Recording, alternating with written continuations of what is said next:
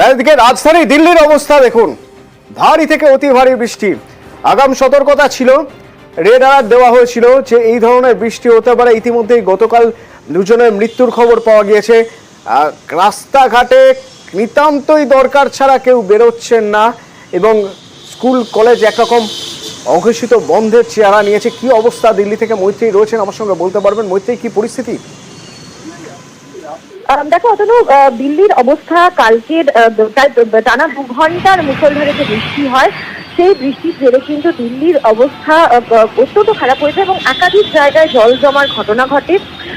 3 জন মানুষের মৃত্যু হয়েছে বলে পুলিশের তরফ থেকে জানানো হয়েছে। এমনকি পরিস্থিতি এই অবস্থায় চলে যায় যে নতুন যে লোকসভা ভবন, সেই লোকসভা ভবনের ছাদ দিয়েও জল পড়তে থাকে। আজকে সকালে মানিকম ঠাকুর, যিনি কংগ্রেসের সাংসদ, তিনি এই ছবি পোস্ট করেন এবং একই সঙ্গে তিনি এই বিষয় নিয়ে আলোচনা চান। তার কারণ আমরা জানি যে 1 বছর মাত্র, এখনো 1 বছর হয়নি যে নতুন সংসদ ভবন তার উদ্বোধন হয়েছে এবং পুরনো সংসদ ভবন ছেড়ে এই নতুন সংসদ ভবনে প্রবেশ করা হয়েছে।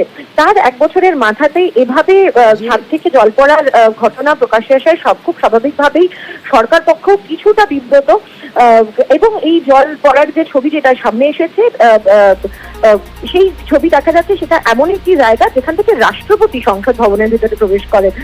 সেই প্রবেশ পথেই এইরকম ছবি দেখা যায়, যার জেরে কিন্তু যথেষ্টই বিতর্ক তৈরি হয়েছে এবং সার্বিকভাবে দিল্লির পরিস্থিতিও জল জমার জেরে প্রায় নাভিশ্বাস অবস্থা হয়ে গেছিল দিল্লিবাসীর, জল জমা এবং যানজটের জোরে। এই মুহূর্তে পরিস্থিতি অনেকটাই উন্নতি হয়েছে কারণ বৃষ্টি থেমেছে এবং আস্তে আস্তে স্বাভাবিক জীবনযাপনে ফিরছে দিল্লি। ধন্যবাদ মৈত্রী। একদিকে যেমন প্রবল বৃষ্টিতে 3 জনের মৃত্যু, এখনো পর্যন্ত পুলিশ সূত্রে জানা যাচ্ছে 3 জনের মৃত্যু হয়েছে দিল্লিতে এবং দিল্লি এনসিআরে যদি দেখা যায় 50টি গাছ উপড়ে গিয়েছে, রীতিমতো উপড়ে গিয়েছে 50টি গাছ। স্কুল কলেজে ঘোষণা করে দেওয়া হয়েছে ছুটি, যদিও আজ বৃষ্টি অনেকটাই কমেছে এবং এখন পরিস্থিতি স্বাভাবিক হওয়ার পথে, অন্তত সেরকমই মনে করা হচ্ছে, যদিও ফের বৃষ্টির পূর্বাভাস রয়ে গিয়েছে। আর এই টানা বৃষ্টিতে নতুন সংসদ ভবনের ছাদ চুঁইয়ে জল পড়ার ভিডিও ভাইরাল হয়েছে। জল পড়ার ভিডিও কংগ্রেস সাংসদই পোস্ট করেন। तुम लोग मत आ जाओ इसमें। কংগ্রেস সাংসদ এক্স হ্যান্ডেলে পোস্ট করেন এই ছবি, এই ভিডিও এবং তার সঙ্গে লেখেন, সেই নিটের প্রশ্নফাঁস প্রসঙ্গ টেনে আনেন, লেখেন বাইরে পেপার লিক আর ভিতরে ফ্লোর অর্থাৎ সিলিং লিক। ঠিক এরকম একটা জায়গায় দাঁড়িয়ে হাস্যকর ব্যাখ্যা দিচ্ছে সংসদ। হাস্যকর তো বটেই, স্কাইলাইটের আঠা খুলে গিয়েছে বলে এইভাবে জল পড়ছে। সচিবালয় তো সেরকমই দাবি করছে।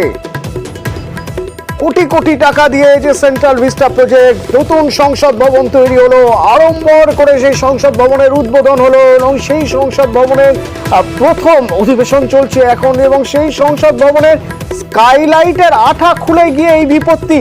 অর্থাৎ কোথাও সেই বজ্রটনি ফসকা গেল, এত কিছু করা হলো, এত কিছু নিরাপত্তার কড়াকড়ি, দেখা যাচ্ছে বৃষ্টিতে ছাদ ফুটো হয়ে জল পড়ছে আর সচিবালয় দাবি করছে স্কাইলাইটের আঠা খুলে যাওয়ায় এই বিপত্তি হয়েছে।